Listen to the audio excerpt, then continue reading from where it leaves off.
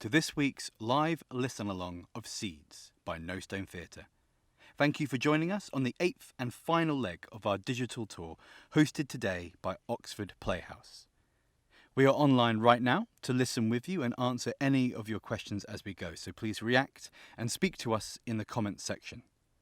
If you have followed the series, please do share it with your friends and family and let us know who you are by following us on our social media channels at No Stone Theatre, where you'll also find more info on the show, reviews and interviews with the experts who helped us make the series. You can also join our mailing list at nostonetheatre.com. We recommend using headphones for the best listener experience.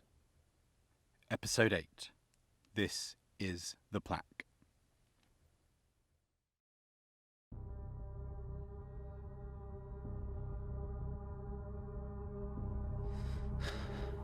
Tracking back. Back out of Georgia. No seeds by the door. Back down the corridor. No seeds in the corridor. Retrace. Back down the stairs. No seeds on the stairs.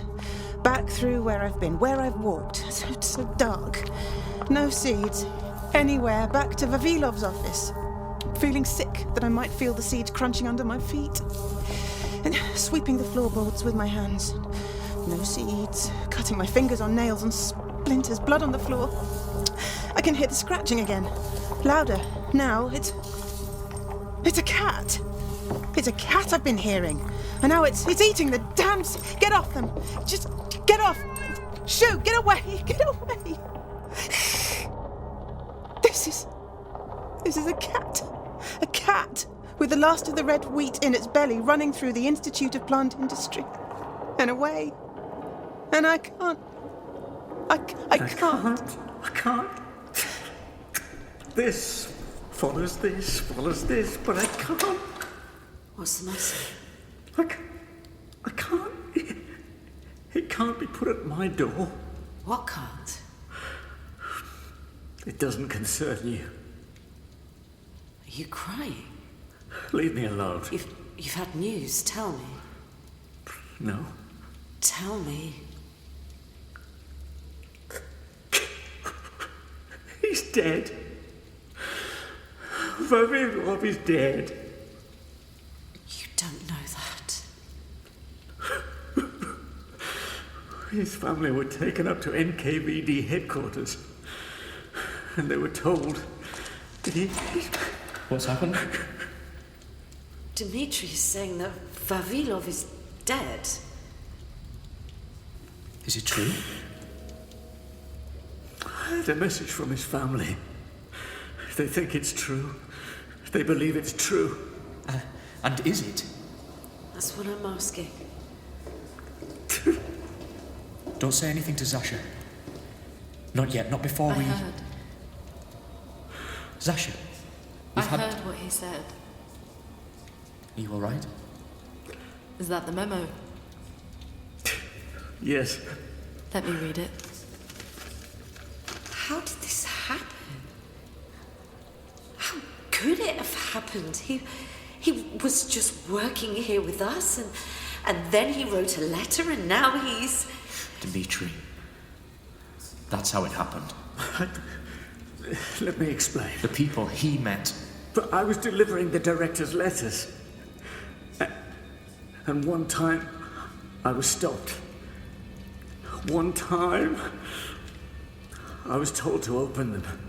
By who? Officials. On the street. I was dragged into a doorway that they kept asking. They wanted his communications. I didn't have a choice. But his views were known. He didn't make them secret. He put them bluntly in letters. They can be read in a certain way. And they arrested him. And he confessed. And now he's dead. I didn't know what to do. We worked together. From the beginning, you and I... You were confronted in the street. How could you? It didn't happen to you. They could have stopped you instead. And what would you have done, huh? Fuck them to get out of it? Dmitri! I had no choice. Were you rewarded? You'd have done the same. Were you rewarded? No. So this has all been for nothing. Irina, The whole thing has been for nothing. What we do here is for nothing.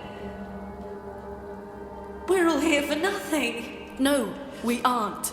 Betrayed by my staff. Betrayed by my director. No one has betrayed. There I was, bowing at his feet, as he told me we could save the world with his damn seeds. And he's writing letters. He was writing the truth. And look where it's got us. We're all starving for nothing with food in our hands. We'll die with food in our hands. If we must. I won't. Irina, please. I won't live like this. We have to. I can't live like this anymore. Irina! This is where I split the bag. Deliberately. I tear it up. I think fuck the war, fuck the institute, fuck Vavilov, fuck the hunger, fuck that fucking soldier, fuck the future. I don't see why I should have to make such a sacrifice. I'm not Christ. I'm just a scientist. And if I want to eat these fucking seeds to stay alive, then I will. Even if it's the last of a seed that could have saved the lives of 10 million people. This is where I thump the floor. I tear at the floor. I'm on my knees, on the floor. Palms and fingers ripped and scratched, and there is nothing. One seed would be enough. Just one, but there isn't. And it's all gone. Again, it's all gone. And I have nothing. And it's too much. It's all too much for one person. I was hit by a chiller van. I split my head open. I've sacrificed enough. I did what I could. I dragged my drunk father out of gutters. I have no one. I can't feed everyone. I'm just a supply chain manager of a hotel. Let someone else fix all the food. I didn't choose this. My body burns, my head is bursting, and blood is dripping onto the floor. And I can feel the fire returning, burning again like it never left. I can feel the sky reddening. I can feel the smoke darkening. I can feel the flames rising. Stop, Irina! Get away from me. Please! I gave my life already. To him. To this. To you. I'll eat what I like. Have this! I said go away from me. It's a bit of lipstick. It has fat in it. What's the matter with you? It'll give you some energy. It will make you feel... You're giving me lipstick to eat? I was going to have it, but... To stop me eating my own seeds. You know they're not yours, Irina. They are mine. I deserve them more than anyone. Take the lipstick. Please. Eat it. It doesn't matter what Dmitri did to the letters. It doesn't matter what the director confessed. It doesn't matter if he's dead. It's what we do here. What we do here won't make a difference. And we'll all die. In a room full of food. And nothing will change. It will. I can see it.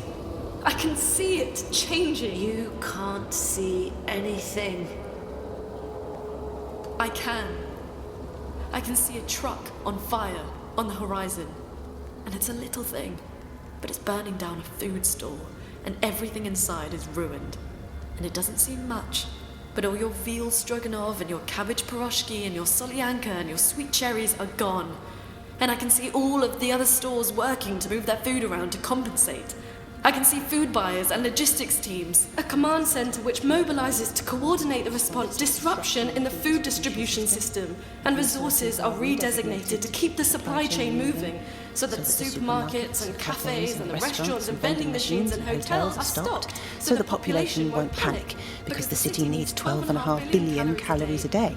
And after 2 days, the loss of carbohydrates creates fear and anxiety. In this city, more than anywhere, because of what it's been through.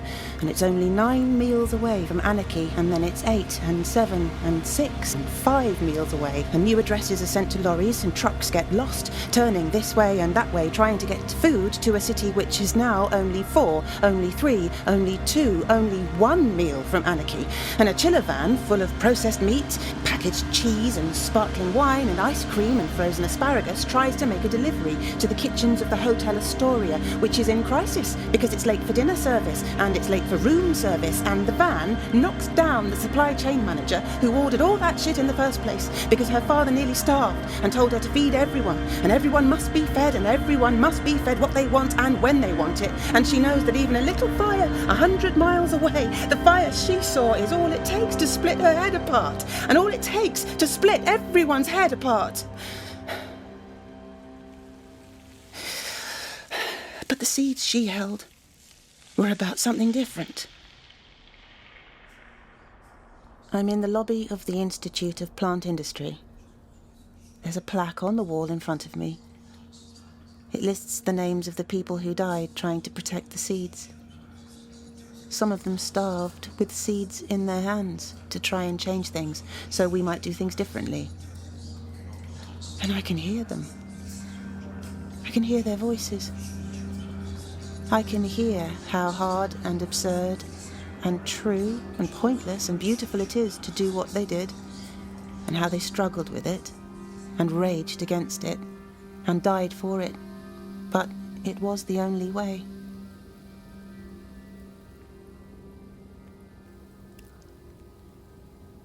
I can see an ambulance truck outside the Hotel Astoria. It must be a casualty from an explosion, or a fire, or an accident, or someone passed out. What a hospital the Astoria Hotel makes. I wonder if the wounded are fed with silver cutlery. I wonder if the dying are treated on the 4-poster beds. They say you can order anything there and they'll be able to get it for you. Imagine coming around and seeing those ceilings, those chandeliers, and eating that food. Your favorite food. You might imagine you've gone to heaven. What day is it? It's day 800. Are you still counting? I make marks on the wall. Some of the marks might be scratches from Mikhail. Maybe. Are you here, Zasha? Always. Doesn't anyone go home anymore? No. No. No. You're all I have now. Me too. And me. Me too. What time shall we start work? The morning. It's morning now. I can see the sun coming up. In a few minutes, yes? I'm going to my station to be ready. I don't think I can do anything anymore. You can. I don't think I can. You can.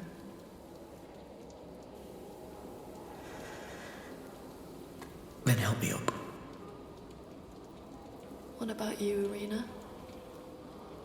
Yes. I will work today. What about you, Dmitri?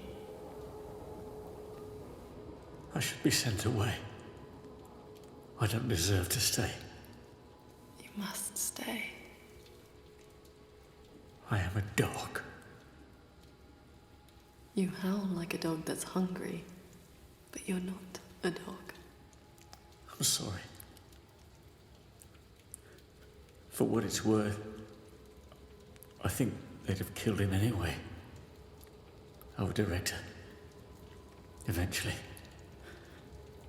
But I know I didn't help.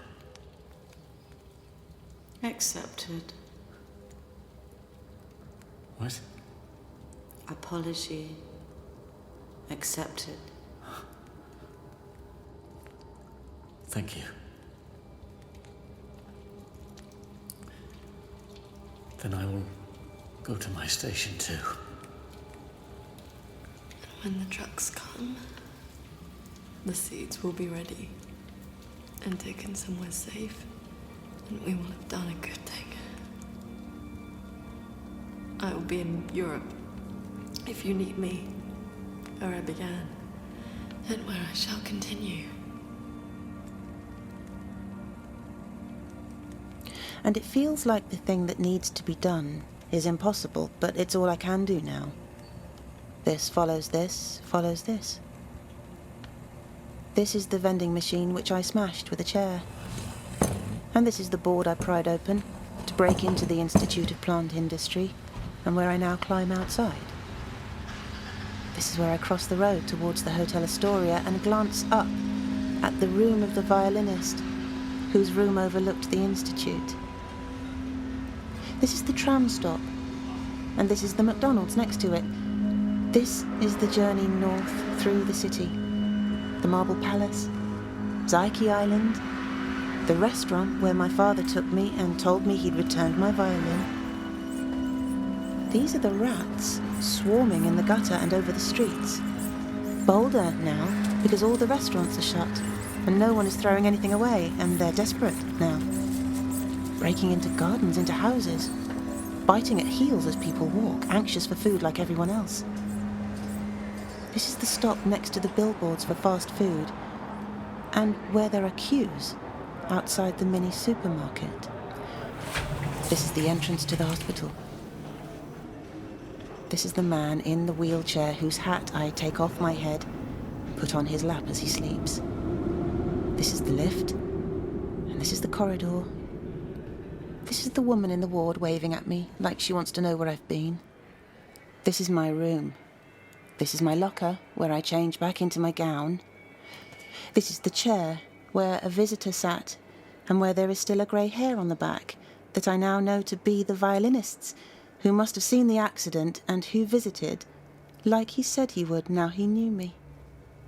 And who visited again while I was in the city, because on the chair now is a paper take-out bag from a pastry shop. Inside there is a slice of bread. A sweet-smelling bread from Georgia with little seeds that give it a light blue colour. This is my bed and my drip and my heart monitor and my glass of water. And this is the bite into the bread made from red wheat. There was some red wheat, after all. I didn't lose the last of it. This is my tongue tasting it, my mouth filling with it. As sweet as a song, tasting where it came from. Tasting everything about it now forever, whenever I eat it again. Whenever I eat anything again. What it means to eat it, what it means to never eat it. This is how fragile it is. This is my bed, reclining again. This is the fluorescent light in the ceiling again. This is how I start again.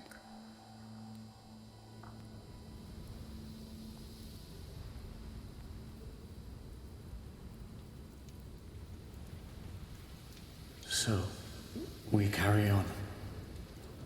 Yes, we carry on. The trucks haven't come. We still carry on. There's frost in the basement. Every single sample is to be evacuated. There are 100,000 samples. 100 seeds of each put into little bags. And sealed. And labelled. We will still carry on. I will do China. I will do Central Asia. I will do India, Malaysia. I will do the Mediterranean. I will do Abyssinia, South Mexico. I will do Central America, South America. I will do Chile. I will do Brazil. I will do Paraguay. I will do Georgia. We'll die.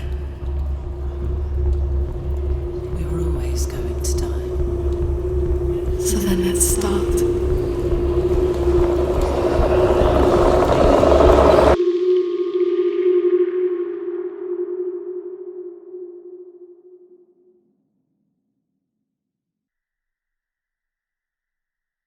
You have been listening to Seeds by No Stone Theatre, starring Nina Sosogna, Graham Rose, Jordan Kemp, Katie Stevens, and Kirsty Ryder.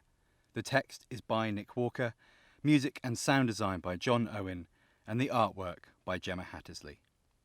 It was directed by Nicholas Pitt and produced by Johanna Taylor. This episode is brought to you in association with Oxford Playhouse.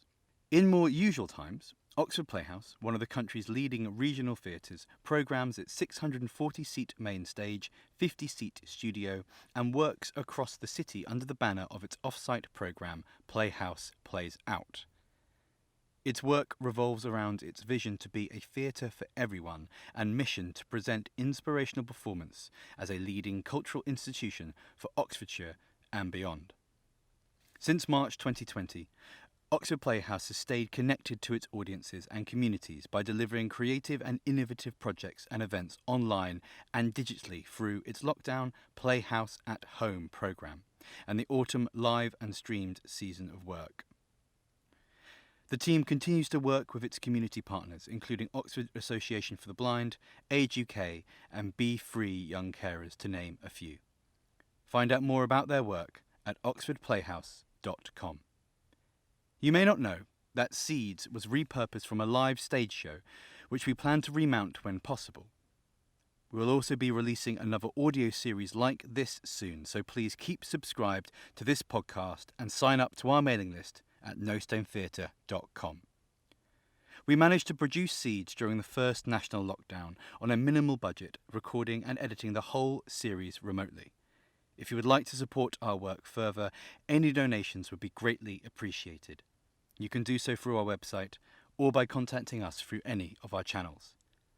Now, for us, all that remains is to thank our wonderful partners from our digital tour over the last 8 weeks, the cast and creative team behind the show, and of course to thank you for listening. Seeds is a No Stone production and was made possible with funding from Arts Council England.